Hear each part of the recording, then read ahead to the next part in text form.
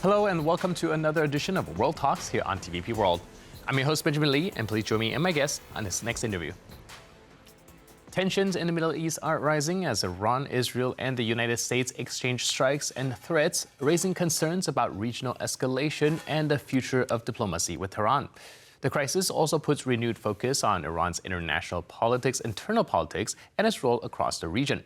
Joining us today on TVP World to unpack this topic is Barbara Slavin, a distinguished fellow at the Stimson Center, a longtime expert on Iran and U.S.-Iran relations.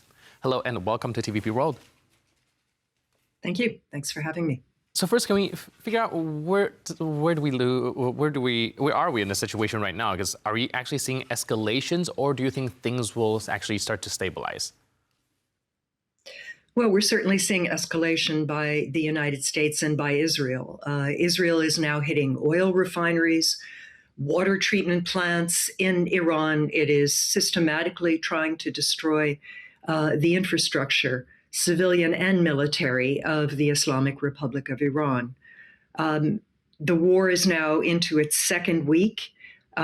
We know that it's probably going to continue for a while longer.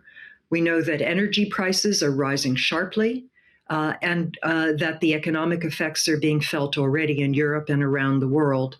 In terms of casualties, over 1,000 Iranians have been killed.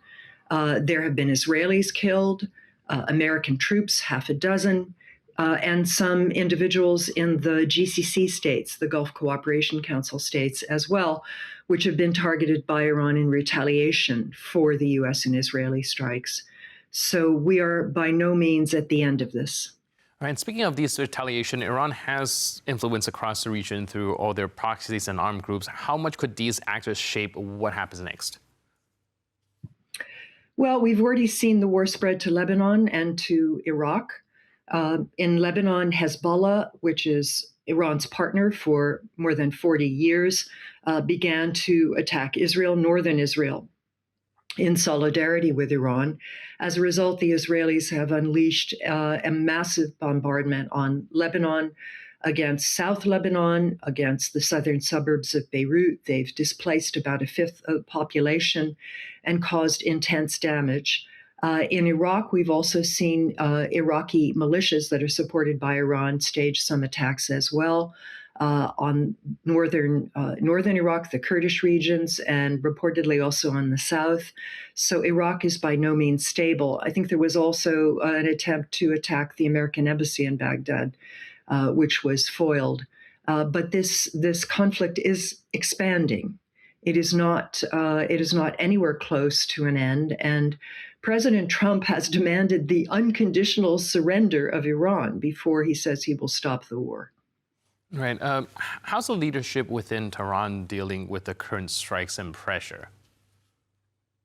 It's very difficult for them. The supreme leader and a number of other senior officials were killed a week ago in the Israeli strikes that began the war. And so Iran has not yet chosen a successor to Ayatollah Ali Khamenei. Obviously, they're concerned that if they do choose a successor, that would be putting a target on the back of this individual. So the country is being run by a council of the president, the head of the judiciary, and a senior cleric. There are other officials who are also involved, particularly from the Islamic Revolutionary Guard Corps.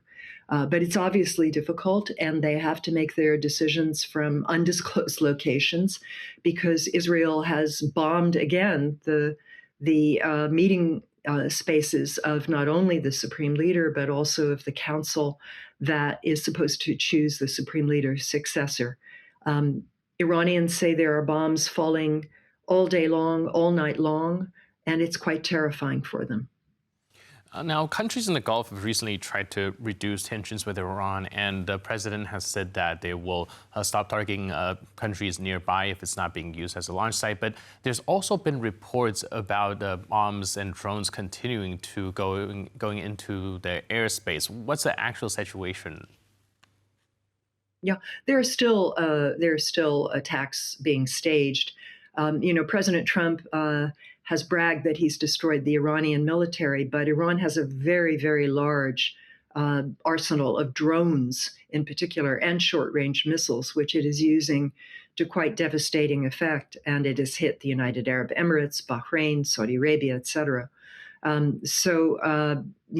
It's not over. As I said, this is going to go on, and it's going to get bloodier. Right, like you mentioned, if this is going to escalate, what do you think would be some of the biggest risk of the conflict spreading beyond just Iran and Israel? Well, it has already. As I mentioned, Lebanon and Israel are at war again.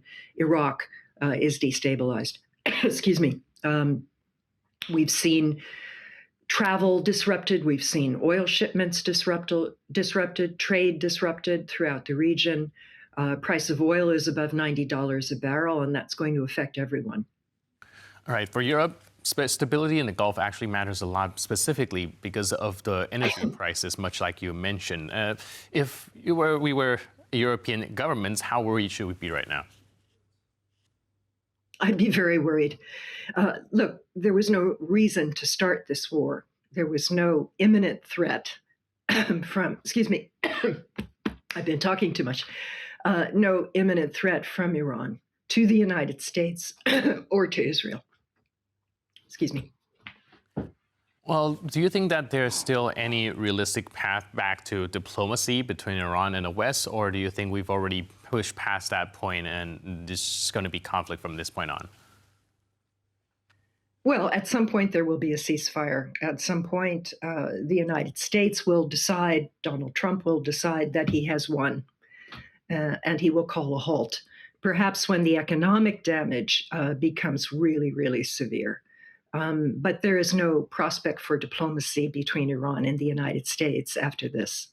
Right, like you mentioned, Trump has already mentioned that he's looking for nothing short of unconditional surrender. But by the way that you've been describing it, it does not sound like that's something that Iran will be likely to do as well. Can you tell us a little bit about that? This is a tough regime. It has suffered a lot of blows, clearly. It is not very popular among its own people. There were massive protests in January. They were put down very violently. But there are still a number of committed forces that follow this regime. And you can imagine any country that sees itself being bombed indiscriminately tends to react. And so if the calculation is that this onslaught of bombing is going to make Iran surrender or give up, I don't think that's going to happen. We've also seen that President Trump has suggested he might put American boots on the ground, which I think would be disastrous. But we have a potential issue, we've seen many supposed reasons for this war that Donald Trump has given, depending on the hour of the day. But one of them certainly had to do with Iran's nuclear program. And Iran has 900 pounds of highly enriched uranium under the rubble of the strikes that were carried out by Israel and the United States last June. And so there is some talk of sending commandos in to try to recover this highly enriched uranium. If it were to fall into the wrong hands, it would be a terrible proliferation threat. Again, there was no need for this war. Iran was engaged in a negotiating process with the United States. My information is that the Iranians had promised not to enrich any uranium for 5 years, and that they would have taken this highly enriched uranium and downblended it to use for a reactor that produces medical isotopes. But instead, the United States and Israel decided this would be a great time to start a war with Iran. Unnecessary and with consequences that we can only begin to guess at this point. Regime change is another one of the supposed goals, but who or what would take over, unclear. There are still a number of officials, a number of clerics who are waiting in the wings, and not all of them are any better, frankly, than the previous regime. All right, that's actually something that I want to ask you about as well, talking about regime change. You probably know more about internal politics than most. Do you think that there is actually any significant force to be rallied behind if regime change is one of the goals from the United States government? There is at this point no organized opposition force in Iran with a recognized leader and capable leader. There is the son of the late Shah of Iran, but he lives in Potomac, Maryland, a suburb of Washington, D.C. He has not been in Iran since he was 17 years old. People express nostalgia for the days of the Shah, but as far as I know, Reza Pahlavi has no forces within Iran that are prepared to take on the Islamic Revolutionary Guard Corps. There are political dissidents with considerable moral standing in the country who could emerge if the circumstances were right. But the regime appears to be getting even harder, not softer. Obviously, they feel under threat. And so the chances for replacement of this regime by something better, I think, still remain very, very slim. Right, and taking a step back, looking at it in a more geopolitical context, how do you think this will change things going forward? Do we see a realignment of Iran with the broader West if a regime change is to take place, or do you think it's going to entrench them more with the relation with Russia and China? Clearly more with Russia and China, and there are already reports that Russia is providing targeting information to Iran to use against American targets. China, there have been reports that it may provide some financial assistance. China is the largest purchaser of Iranian oil.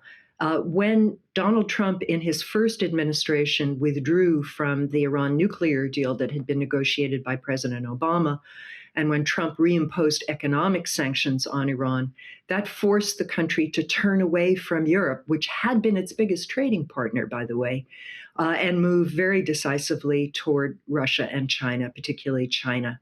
So no, there is little prospect of a change in that circumstance. You know, Donald Trump talks about a Venezuela solution for Iran as though he can find some pliant member of the regime who will cooperate with the United States.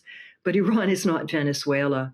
A more likely scenario is something akin to Libya, which was turned into chaos after the overthrow of Muammar Gaddafi, or Iraq during the 1990s after the first Gulf War, when it was under sanctions, it was periodically attacked by the United States, but a brutal regime remained in power while people in the country became poorer and poorer. All right, we'll see what happens, but it does seem like things aren't de-escalating anytime soon. But in the meantime, thank you so much for your input and insight. Really appreciate it, and thanks for being with us on TVP World. Sure, you're welcome. Thank you. And thank you for tuning into this edition of World Talks. But for more news, update, and commentary, please stay tuned to TVP World.